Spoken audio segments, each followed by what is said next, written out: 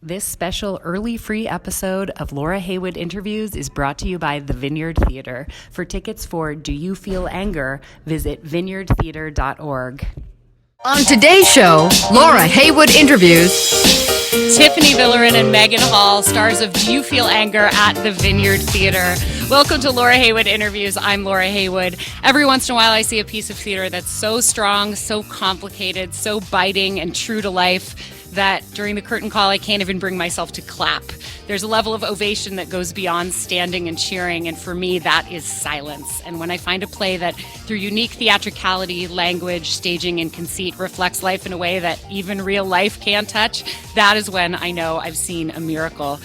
Do You Feel Anger, now playing at the Vineyard Theatre on 15th Street, is that kind of play. The playwright Mara Nelson Greenberg and director Margot Bordelon have collaborated with a top-notch cast to create an indictment of workplace culture, a stark look into gender dynamics, the politics of tolerating intolerance, and the complicity of even the most well-intentioned allies. This is the kind of work I'm most excited to promote and amplify through my platforms, which is why I'm thrilled to devote this hour to talking with the two lead actors from Do You Feel Anger, Tiffany Villarin, who plays Sophia, an empathy coach, and Megan Hall, an employee at a debt collection agency who has gone to great lengths to survive her corporate culture. Tiffany and Megan, welcome, and thank you for your brilliant performances. Hi, Laura. Thank you. Thanks so much. It is really thrilling to see a piece of work that challenges basically everyone in the audience to look inside and say, what is my part in this crazy world we live in? Mm-hmm. There are no good guys and no bad guys, although sort of everybody is a bad guy, and everyone, at least the women in the show, have certainly points of view that are everyone is trying, all the women are trying their best. Mm-hmm. I actually had the benefit of hosting a talk back at the show the other day where I got to talk to a couple of experts in gender and behavior, and that is available on the Vineyard's Facebook page. People can still watch it. I noticed that the way the play is written, the men are speaking their subtext and the women seem to be speaking in code designed to protect themselves from that subtext. Can you each talk about your character, just for people who haven't seen the show, and then a little bit about the use of language in the script? Tiffany, do you want to start? Yeah, sure. So I play Sophia, who is an empathy coach who's been hired by the debt collection agency in the play to teach their employees empathy. And we learn about her early on that she is maybe exceptional at her job. She's taught a broker without tear ducts how to cry and has helped doctors remember that patients are not just objects. And she finds herself in this office space and is right away kind of confronted with something she's never met before, which is this idea of muggings. And it's something that Megan's character, and I just want to say Megan Hill, by the way. What did I say? Hall. It's okay. Oh my gosh, Megan, I'm so It's so okay. sorry. Should we just start? I will play the intro over again. I don't know where I got Megan Hill from, except I think I went to high school with someone named Megan Hill. Oh, I'm Megan Hill. This is Megan Hill. He said Hall. It's okay. Oh my gosh. Okay, so this is one of the big things that I do on this show is I like to talk about my mistakes and be very open about the fact that while I am a professional, I'm also a work in progress. As we all are. Of course. I think, but I also feel like identity is such an important thing, especially in an industry where like you are your name and like there can only be one in the union and et cetera, et cetera. So I am. There is only one Megan Hill. There's only one Tiffany Villarin. Yeah. There's only one Laura Heywood. Yeah, exactly. Well, that is my apologies, and I promise to get it right. No, and I just respect you and your work so much that it's okay.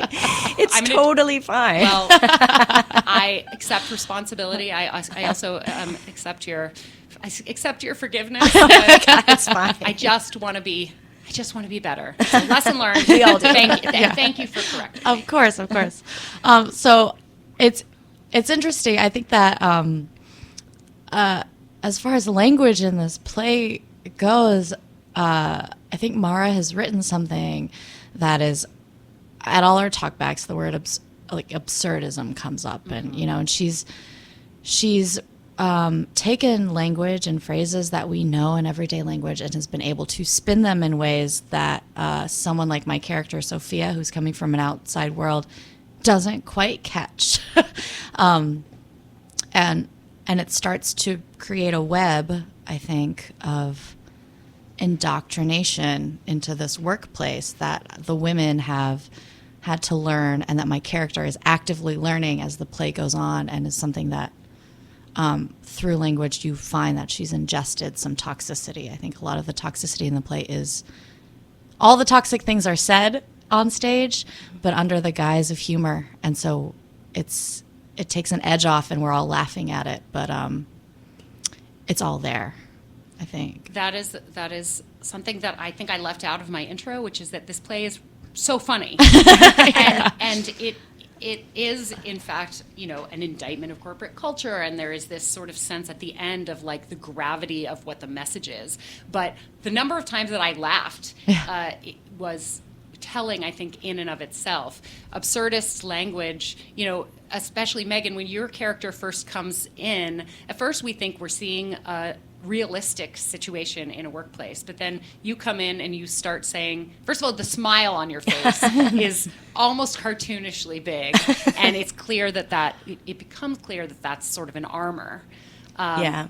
Mm-hmm. But you say your very first lines there's some ridiculousness in there. There is, and she introduces this idea of that muggings are happening in the office.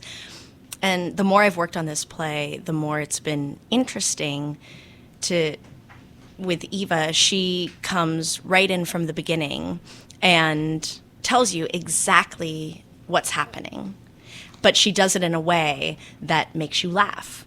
And so you hear these words, mugging, or that the men are going to hit on Sophia, and it's said in this way where we can laugh at it because it's in this absurdist way, but also Mara is brilliant at twisting the language where it's not wholly unrealistic. It's like realistic circumstances taken to these absurd extreme levels.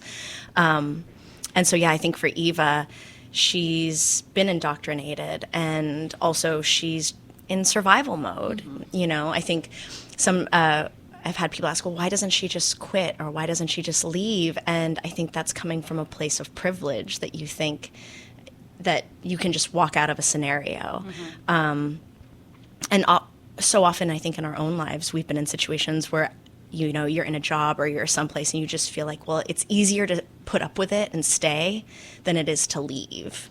Right. And then the leaving, once you leave, you're like, oh my God, I could have done that ages ago.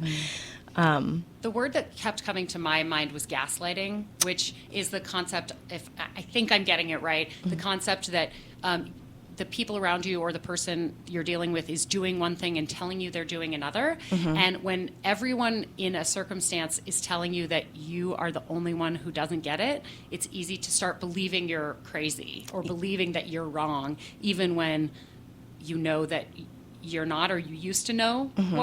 what was really happening and what your own personal truth was. And I've certainly experienced that as a manifestation of my gender and mm-hmm. as just a human in general. Right. Did you talk about that? I'm very curious about sort of the development process. I know you've been involved in this mm-hmm. Show for a long time, like since mm-hmm. the earliest readings, right? Yeah, I did the the first draft reading of it. How long ago was that? That was maybe, it was like the winter of 2017, so it was like a few months after the 2016 election. And I remember reading, and the play has changed a lot since then. Tiffany came on when we did it at Humana last year in mm-hmm. Kentucky, so she's been also heavily involved in the development of the play.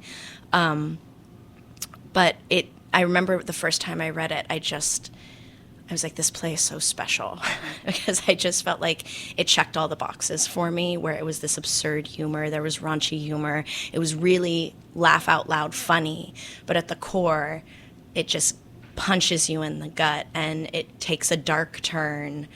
And it actually starts out in a dark place, but in this guise of lightness.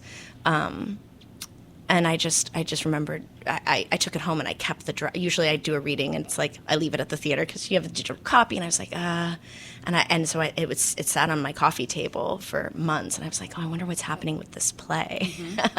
it just, once I read it and it just stuck with me. And I think that's the power of this play. And I hope I think even with audience members that don't like the play or have really adverse reactions to it, they're not forgetting it an hour later. For me, that's like really dangerous theater when you go to see a play and then an hour later you're like, what did we do again tonight? Oh, yeah, we saw that play. Uh-huh. And I feel very thankful that this play, I don't think, I don't has think people that. are forgetting it. It's very rare that I go back and see a play twice. I'll go and see musicals 100 times, mostly because they're escapist. Yeah.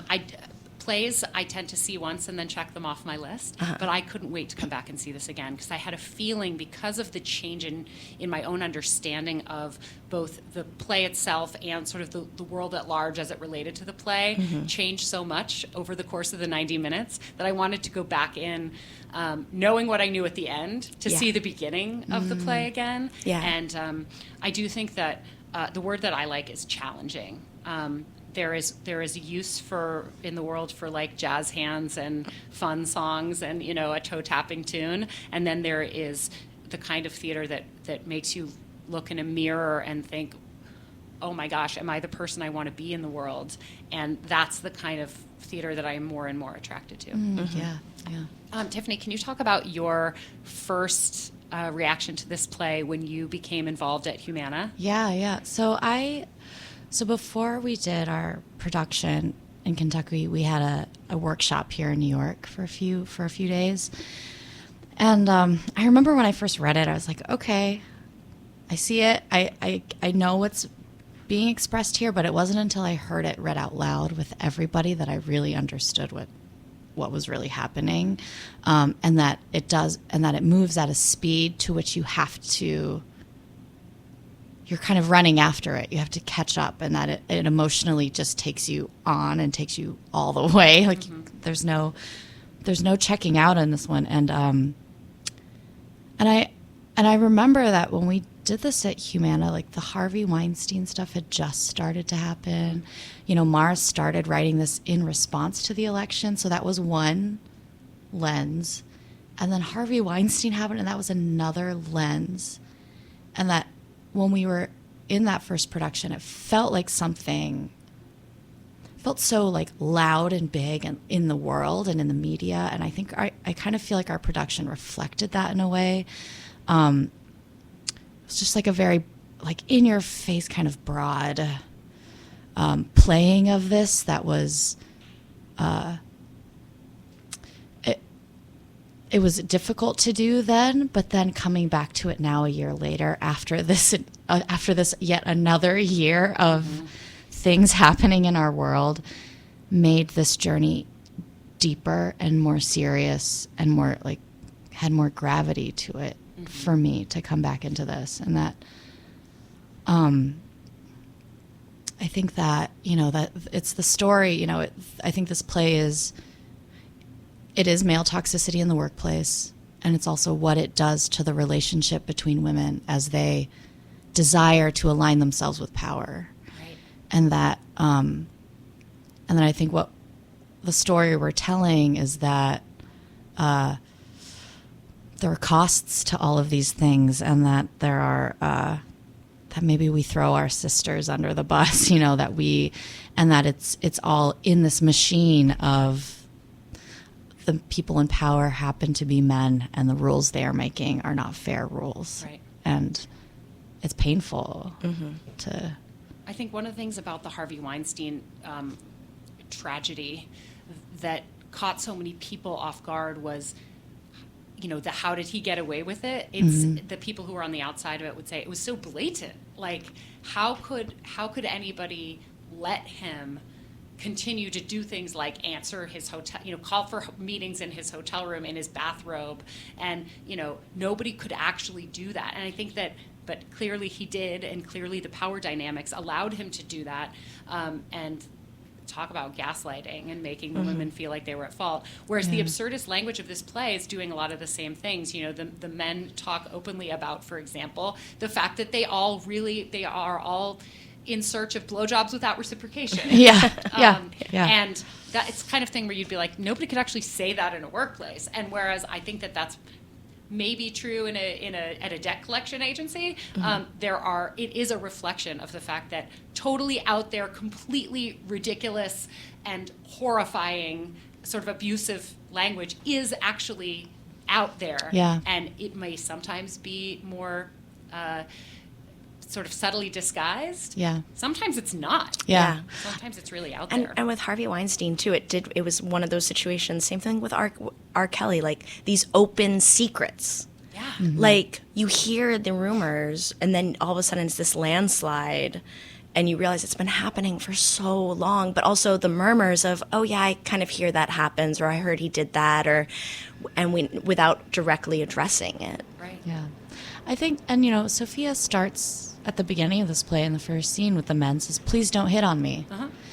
And what we see from that very grounded, like direct statement is threat from the men, and how I think that journey sometimes of fear for your own safety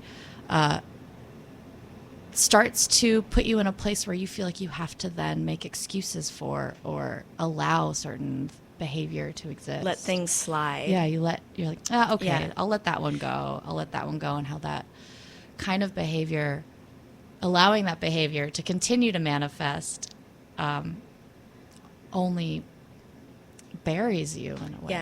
Yeah. And sometimes I think wrongly we turn it onto, oh, this is a personal strength of mine. I can just let things slide. Yeah. And you don't realize that you're actually compromising a large part of yourself by not standing up for it, because you do feel like it's just easier if I handle it, if I deal with it. I can do that. Yeah. And then it hits a point where you just can't do it anymore. The Vineyard has a fantastic podcast, and Mara and Margot spoke to each other on the podcast. And one of the things they talked about was the fact that the difficulty in so many situations where, maybe the end product years into an abusive dynamic, it's clear who the good guy is and who the bad guy is, but the transition into that point is not, there's no moment. It's like a series of micro moments, and because of that, there's no way to identify it as it's happening. I don't know that they use this metaphor, but it reminded me of the way, what they say about cooking a lobster, you like, or what is it? When you can't put it in the boiling water or else it'll scream. But if you just put it in cold water and then let it come to a slow boil, they'll just stay it'll stay in there. And I think I got that wrong. Yeah. But it's something. Maybe it was a frog. but like the frog will jump out if you put it in the hot water. But if it's you put then it in the it cold keeps water, it keeps getting used to it and Yeah. acclimatizing, and then it's boiling, dead. and then it's dead. and then it's and actually, And you're I deep think- frying it. I think one of the reasons that this play spoke to me so much is that I really saw myself in the Sophia character. Yeah. And that was a scary understanding for Yeah. me. I used to work in the world of men's magazines. Wow. And I was like Oh my gosh. I don't know whether they would call me the token female, but part of my job description was it was radio. It was based in on a men's magazine. And I was I was brought in to be like the cute girl next door and also one of the guys. Yep. And Yep. I was so proud that I got to be one of the guys. That's right. Yeah. That's right. And That's right. and I wasn't as political then as I am now. I think part of that is just from age and understanding the world in sort of a more complex way. But I remember it's so hard for me to talk about this because it is about complicity. And one of the things that Margot and Mara talked about in the Vineyard podcast is the fact that they wanted to. I think that Mara said she thought it would be fun to indict as many of the audience members as possible. Yes. And what a scary thing as an audience member. Is that really how I want to spend my Saturday afternoon? But in order to be better citizens of the world, I think we need to. Right. But I remember in my job interview, I was setting my own boundaries, and I said, if you want to have a wet T-shirt contest, don't ask me to be in it. I'll be one of the judges, but I'm not going to be in it. Right. And now I look back on that, and I think I literally agreed to judge other women on their sexuality and their bodies in order to protect myself That's from being judged on my sexuality and my body. That's right. And now, and I think about, and I've been awake at night after seeing Do You Feel Anger and thinking about my own complicity in things like the Me Too movement or the, you know, the actions that took place leading up to that. I don't think I ever sexually harassed anybody, and I don't think I actually ever judged a wet t-shirt contest. But it was, I did feel a point of pride of being, quote unquote, one of the guys. Yeah. And the world is very different now. It was 15 years ago that I was working in that environment. Yeah. But I do think that there are villains like the Harvey Weinsteins of the world, and then there are the people who found safety without realizing that they were complicit in the microaggressions and the microactions that created that world. And I struggle to, but I'm determined to take responsibility for my own role in that. And I think that's the kind of enlightenment that your play is helping, you know, people to find that in themselves. So yikes and ouch and thank you. And I think it can only make me a better person to have my eyes open in that way. Yeah.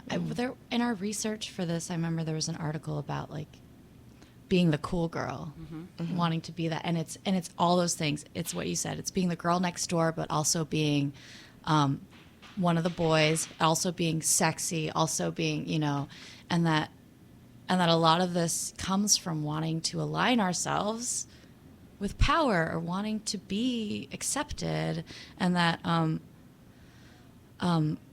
it's always under the false guise of like, oh, if I align myself with power, with the men in power, then I also will get some of their power.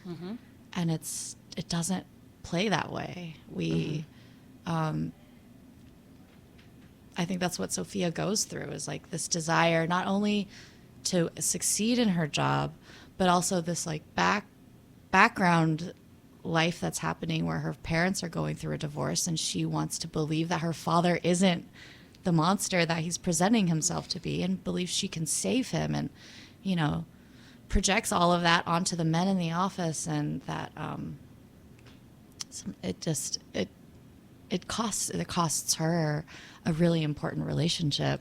I want to just stop and say this play is really funny. I think that sometimes talking about this stuff it's so important and so difficult, but and like there is an element of, I mean, this isn't even an exaggeration or a metaphor of like needing an extra therapy session after this. That was my tweet after I saw the show. I was like, I'm literally scheduling an extra appointment with my therapist because I had my eyes open about my own responsibility in this world. Meanwhile, I had a exchange on social media with a guy who was very like offended by the play, and he thought it was insulting, and you know, and how are we supposed to trust theater makers if they're going to cast us as villains and stuff? That exchange was incredible. Well, I mean, I think that's what good art does, right? Yeah. Is it allows people to engage in dialogue and call each other out and take, you know, I think that what was so interesting is that my impression of that guy who said, you know,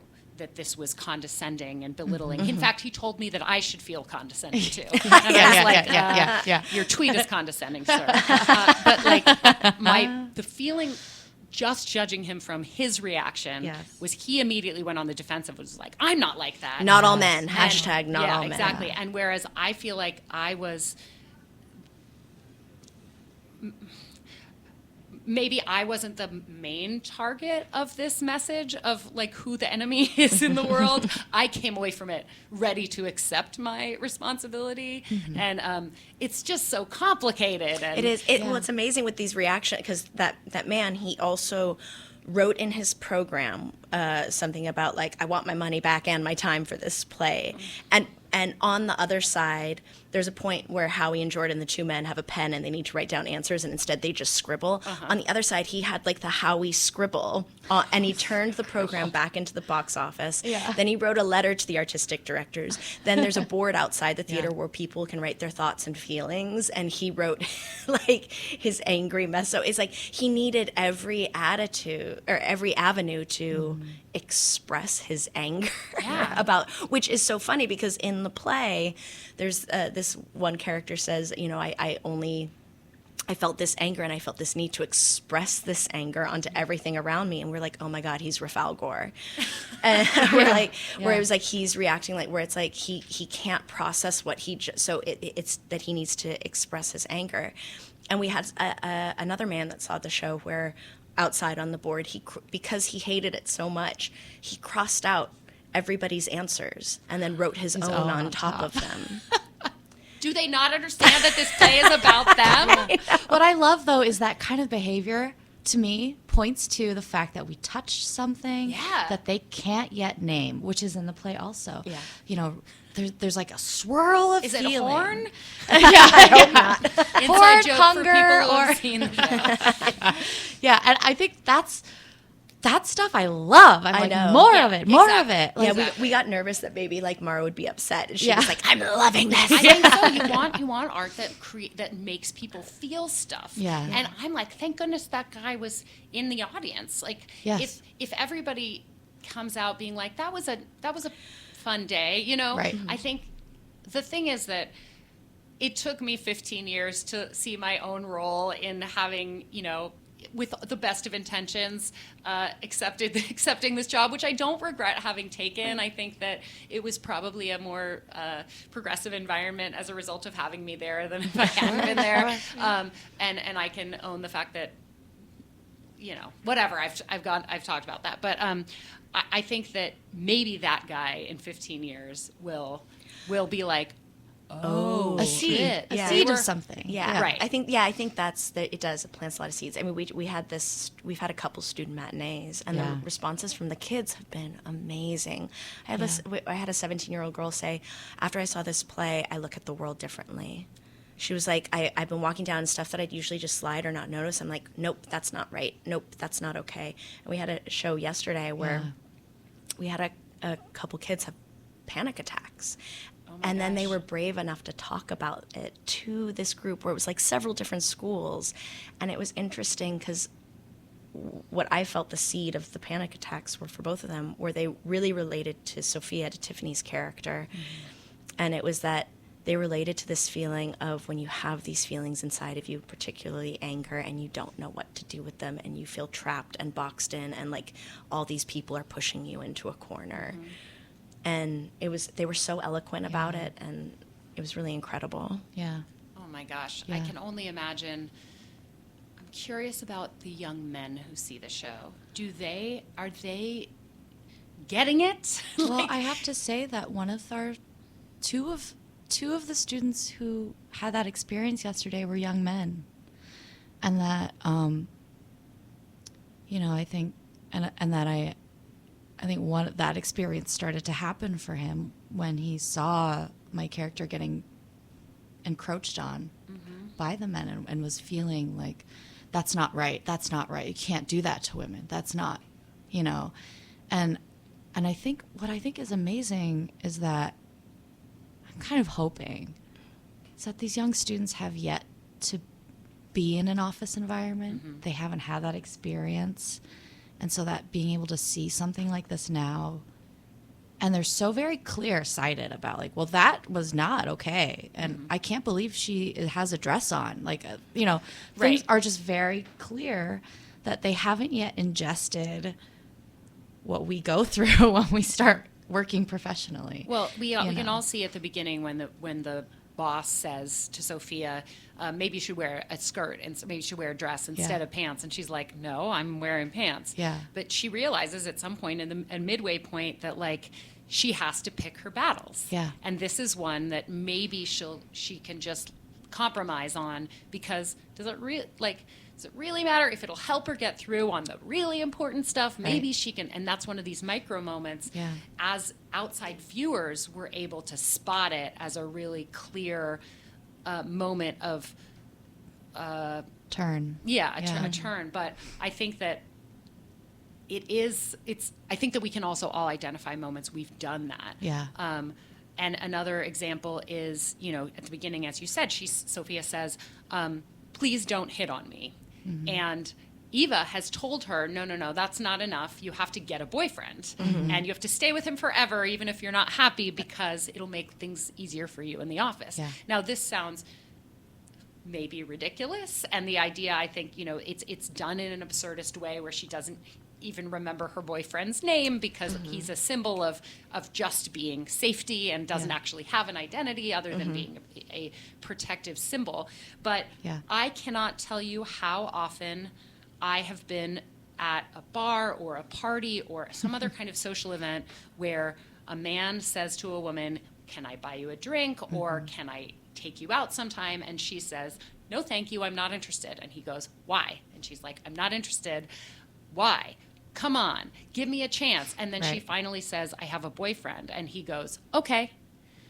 Oh, I didn't realize. I'm sorry." Because a man will, even if he doesn't realize he's doing it, he'll respect a woman as another man's property. That's right. Before he will accept a woman's Own agency. Yeah, her own right. agency. That's right. And I literally see this all the time. Yeah. And I don't even think that I've gotten to the point where I've gone activist in bars where like I'll sit there by myself hoping someone comes up and says, "Can I take you out sometime?" Yeah. And look, I'm open to saying yes. But Right. I'm also, if I'm not interested, I'm ready for it. I'm ready to say like, "No, thank you," and then hope they say why. Yeah. And then say, "Does it matter why?" Yeah. Why, if I said I had a boyfriend, would that shut you down? Or like, why isn't no enough? And then usually when I have had that conversation, they just go, "Bitch," and they walk away. But every once in a while, someone will engage in the conversation, and usually those are the ones where I'm like, maybe I should go out with him. Because he's like, Wait a minute, you're wait a right. Yeah. I want to find not just people to date, but like the people I want to surround myself with are the ones who hear this interview and go, "I want to see this show so that I can maybe become a better person." Not, "I want to stay away from this show because I don't want to be uncomfortable." Yeah. Right. Or challenged. Yeah, exactly. Yeah. Like, who's excited to... It's a hard sell, I think, sometimes with ticket sales, right? Because you're like, who wants to get uncomfortable? Well, I mean, but I think of it sort of like sports massage, right? There are people who go in to get a massage who just want to have like lotion rubbed on them and to be like, and maybe take a little nap and come out feeling great. Yeah. And then there are people who want to have their muscles like really like meat cleavered and become a healthier, more mobile person. Well, I think too what's great about this play is that it is so funny. And so the audience feels like they can laugh at these things. And I think sometimes they're not totally clear on what they're laughing at. It's just like, it's so absurd. And then when the play takes the turn, they realize, oh, maybe these are things I shouldn't have been laughing about, or these things that I've accepted as the norm. A friend of mine who saw it the other night, they were like, it's interesting because at first they didn't know whether to laugh because it shocked them and disturbed them when Eva said she was being mugged. But they were like, it's done in such a way where all of a sudden it's normalized. And once it's normalized, then you feel like, oh yeah, I can laugh at this. I can laugh at anything. And then the shift happens and you realize, oh. Do you think your characters are on opposite journeys in this office space? Yeah. We talked about that. Yeah. About them starting at different ends, and they intersect in the middle and then leave each other again. Yeah. I think so. But Yeah, I think I feel in some ways there's for a comedy there's a lot of tragedy, and I feel like it's a really tragic relationship because they have this potential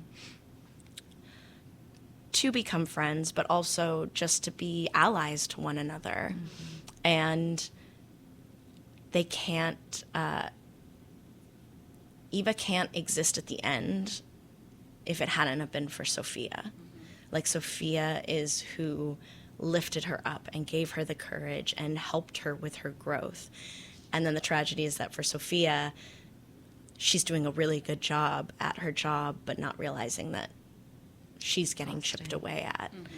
And I mean, when I think about it too, I'm like, oh, I don't think they ever see each other again. After Outside, the empathy workshop, is it? Yeah. yeah. I think I think it's, they only exist in this and they're forever changed. But they, In a funny way, it reminds me of the last 5 years. Do you guys know that Jason Oh, Robert yeah. Brown Oh, yeah, musical? yeah. Where the two characters one starts 5 Beginning years in the and future and one starts 5 years in the past, and like one story's told forward and one story's told backwards. Yes. They only have one scene together, and then they go on their separate Yes. ways. And there's like something about that metaphor that I feel like your characters are only seeing each other truly on the same level for a second. It's not a story told backwards and forwards in time, but backwards and forwards maybe in terms of personal growth. Can you talk about the metaphor of the women's bathroom in the story? Yeah. So when we did this at Humana, something that Margot does in all of her productions, and we've worked together a lot, and Megan and Margot go way, way back in time. Something we do is research, and she gives us things to look up, and we share them together. And one of our topics was women's bathroom, and why do women go to the bathroom together? Do women sync up? Yeah. That's a line from the play. Yes. Sometimes I get Laura. I sometimes get so into like these conversations that I forget that there are people listening that like haven't had the entire life experience that we've had, and I'm like, oh, footnote that. So I try not to have too many inside jokes on the show, but sometimes I also just I remember a line and I got to throw it in there. Continue. But that historically, and this was new to me, I had never thought about it. Like, oh, women went to the bathroom together so they could protect each other. For a woman to use the bathroom, she's in a very vulnerable position. And out in the wild, someone's got to look out for the tiger, and that's your girlfriend. She's there to watch for you, and that's translated into modern society in a lot of ways where honestly the women's bathrooms are shitty. Like, there's never a hook on the door. The door doesn't lock. There isn't toilet paper.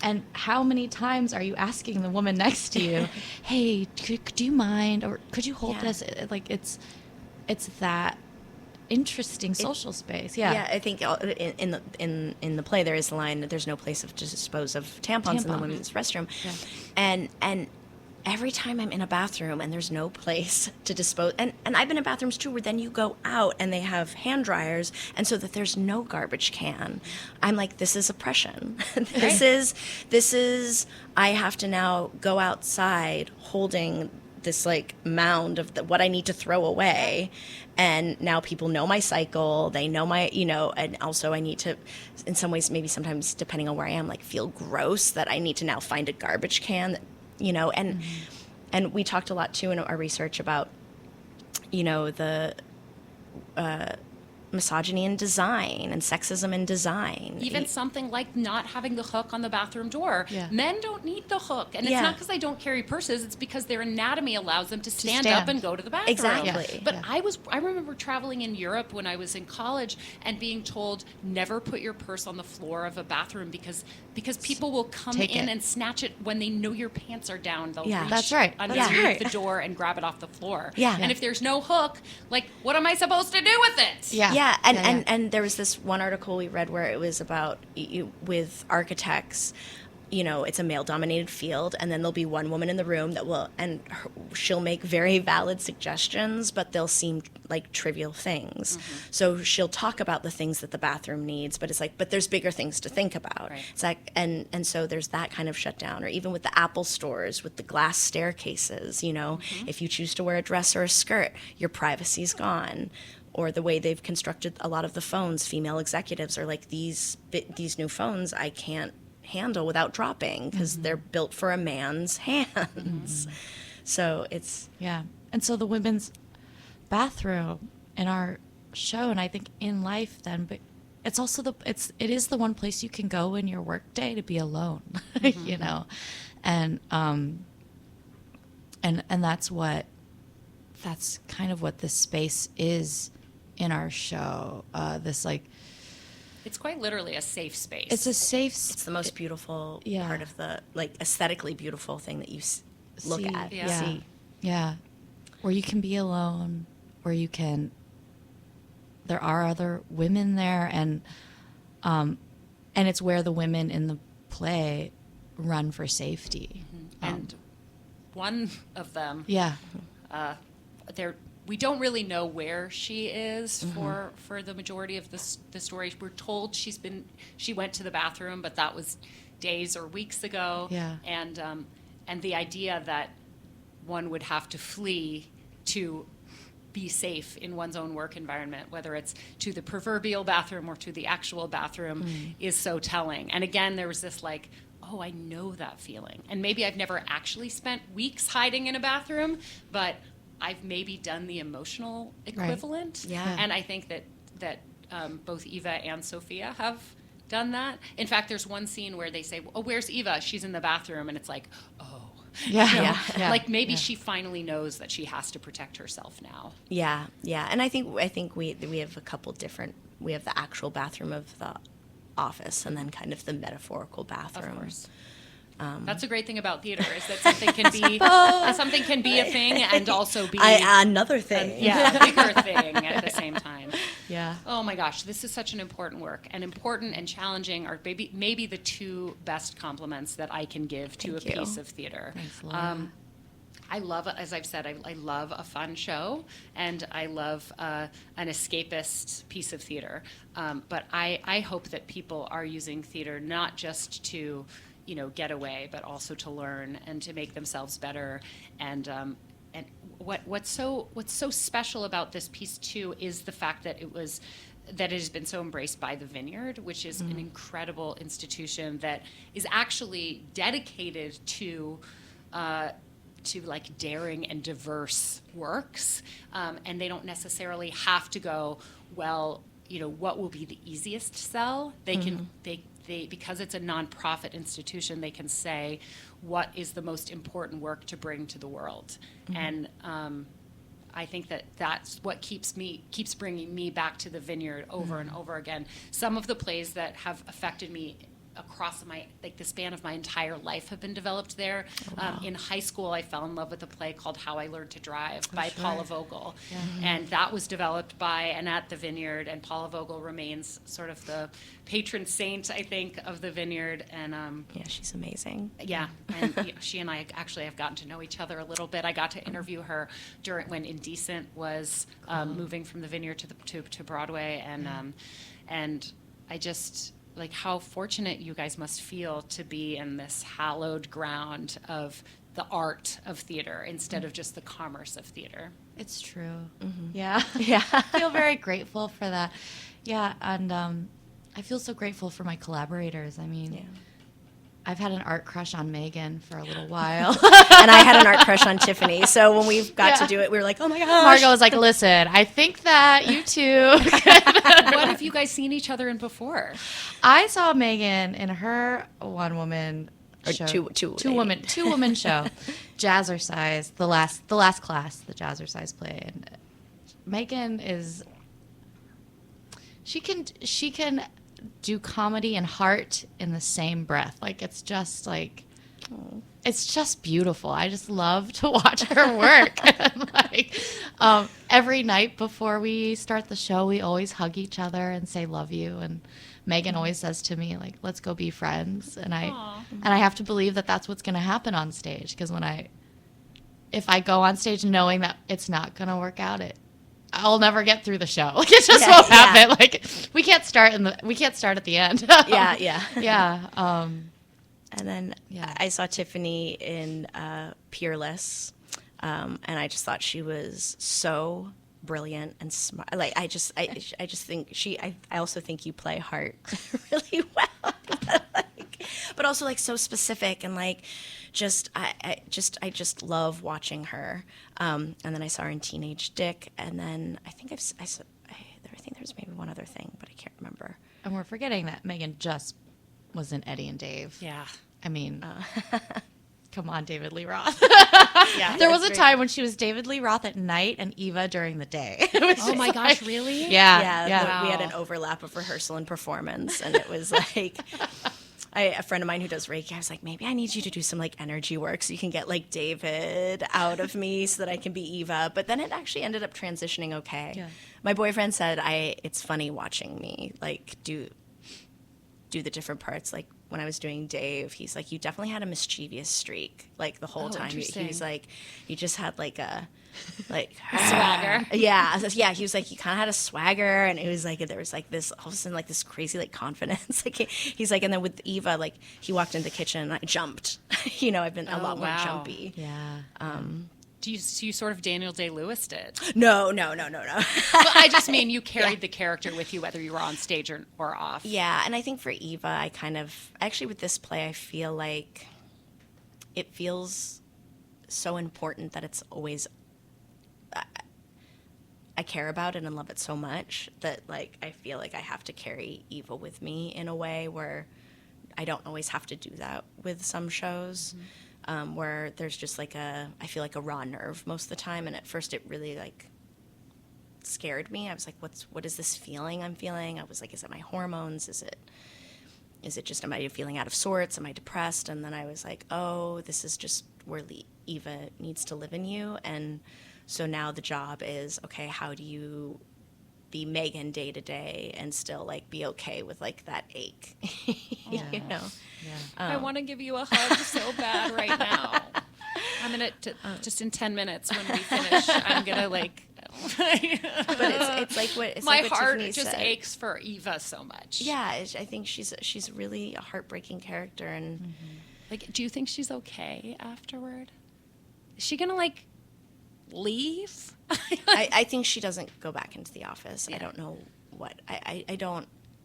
It's funny. I can't think of her beyond it in a way. I think. It feels like she has to transcend into what we see in Yeah. that final. Yeah, transcend is a good word for her final scene. That's as much of a spoiler as I'll I think give. she's transcended in a way, and what that means to people. Like, I'd much rather people come away with their own interpretations of what that is and what happens to her. But like Tiff said, it's like you can't play it. You can't think about the end when you start into it. It's otherwise it's.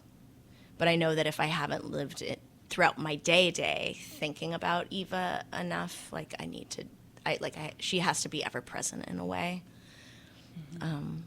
What has it been like working with the men in your cast? Because there is that thing that these people we've talked about on social media, these guys who have been like, but I'm not like that. Stop casting me in that light, And the men are playing villainous.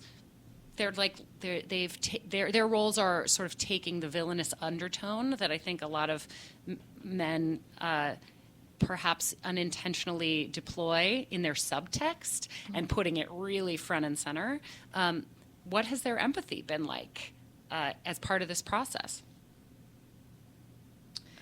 We are fortunate to have some great comedians and clowns with us on stage. Who are kind off stage too. Yeah. It's felt, we've had great discussions in early rehearsal about what this world is, and it's felt mostly like open door and safety with everybody. Yeah, I feel like everyone's been able to talk very openly and freely about their experiences. And I think I don't want to speak for them, but I think for the men, because in real life they are good, kind, generous people, it's easier for them to like play it on stage and leave it on stage. Whereas I think for the women in the show, it's always a process of how we carry it. And how we're able to let it go after certain performances. Some performances it's much harder to let go of than others. Sometimes it feels like the accumulation of the week, that by the time you get to Sunday, you're just like, you're 8 shows in, and by the end of that last show, you're just done for it. And also just like, and I think for both of us, but I think, I don't want to particularly for Tiffany, having this big emotional break, and then it's like, okay, curtain call, go back. And so you have this energy like in you, where I have a little bit more time to let it like settle down after my big breakthrough. So, but it does sometimes like, it's a lot of like mental like bringing down, but it's funny because our dressing rooms are attached, which at first, when we were in Louisville, they were very separate. So it was like the women's dressing room felt like a sanctuary. And The women's bathroom. Yeah. and where we really, like, it was like, if we needed to have a good cry or anything, like, it was safe to close doors. Here we don't really have that. And at first I was like, oh my gosh, I got kind of like, I braced myself when I first saw like our dressing rooms connected, because you can hear everything. And I was like, we won't have any privacy, you know? And actually, I think it's been really healthy for our cast, because we haven't been isolated from each other. And so we've been building camaraderie. We can joke around. There's lots of laughter backstage. And I feel like if we were only seeing the men on stage, it would be a lot harder to process, and also easier for them to detach. So I've kind of, strangely, it's ended up been something that I've really enjoyed, where at first I was like, oh no, we don't have our privacy, but I was like, actually, I think this is better for us as a cast and the health of the cast. Because when we did in Kentucky, I could go on my track, like, I sometimes didn't see some of those men. I only saw them on stage. I didn't see them before. I didn't see them after. I didn't see them backstage because the crossovers were different. Here I see everybody at different points and have like human contact. This feels like a play that would require an insane amount of trust with your castmates and with the creative team in order to be able to really put yourself out there. The vulnerability is so palpable for the women in the cast that I can only imagine that if you didn't have trust, it wouldn't be healthy. And unhealthy work environments is what this is all about. And Margot, our director, is just really great about setting that up from day one, and also I think constantly checking in on us and being like, you know, making sure how we're doing, and really good about being like, it's just a play, you know, like. But is it? No, but in the sense of like, are you Megan, or you Tiffany, as a human being walking in this world who isn't always at the theater? Are you doing okay? Like, how is this weighing on you? Know, and so like the check-ins there. One of the things that an actor friend of mine told me in doing a really emotionally difficult, challenging piece was that that her therapist was like told her to double her sessions during the run, because she said, you know, a dancer or a gymnast or, you know, a circus performer would double their physical therapy because they're putting their systems through this challenging routine sometimes 8 times in 5 days. And, you know, and you don't expect your muscles to just know that it's not life, because it is life. That's the thing. Like I talk about this in talkbacks. But it's so true. Like, my body doesn't know the difference. My body doesn't know that this is pretend, and that, you know, the violent act that I have to do every show, it feels real. And like the shaking and the like inability to breathe, like all of it is real. And I've had to learn how to structure my life in a way knowing the priority is like, that's where we're going. So I have to front load all of the self-care so that I can get there in a safe, healthy way. What kind of self-care do you practice? I have a morning meditation that is non-negotiable. I get up and I do it every morning. I have a strong yoga nidra practice, which is also just lying down and allowing like rest to be in your body, and I do that between every show. And it's been a lot being very particular about like eating well and trying to manage energy that way, and having strong boundaries of no. Good. Elsewhere in my life of like, cannot, doing my best, but I cannot do that right now. Like, I have to focus and be present for this. And a big part of that is having Megan on stage and backstage every night. We're able to kind of keep that for each other. It's great. Yeah. I think the bond that we have, like, I'm just always like, oh, and I love this woman. I can tell. And Tiffany's an amazing collaborator, and I just think there's nobody else that I'd rather be on this journey with, because I just feel like number one is like take care of each other and like check in. The great news is that everyone can go on this journey with you. Do You Feel Anger has been extended to April 27th at the Vineyard. I also wanted to take a moment to say that the Vineyard is a nonprofit organization. I end every show by encouraging people to change the world for the better with their dollars.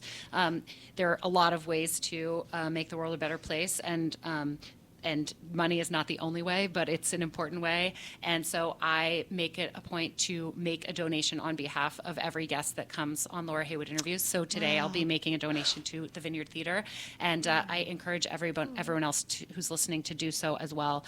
Vineyardtheatre.org is the website, and I can't stress enough how important works of theater like this are. We need to support the institutions that make them. The Vineyard is one of my favorite arts institutions in the world, and it's really been an honor to be able to dig into this work and to have been able to see twice something that allowed me to understand myself better and to challenge myself to become a better person. And I couldn't have done that if you two hadn't been giving everything to your performances. I feel indebted to Mara and Margot and to the administrators of the organization, and basically just to everyone who just isn't afraid to get into the muck of it in order to kind of come out cleaner on the other side. So thank you very much, Tiffany and Megan. That's Megan Hill, not Megan Hall. I will never forgive myself for mispronouncing it at the beginning of the show. Because I'm going to call her that from now on. But it's all in service of getting better. And none of us are perfect, and none of us is a final product. And I'm proud of that. I'm proud to constantly be a work in progress. Yes. And certainly works like Do You Feel Anger allow me to look in the mirror and say, how can I be better tomorrow?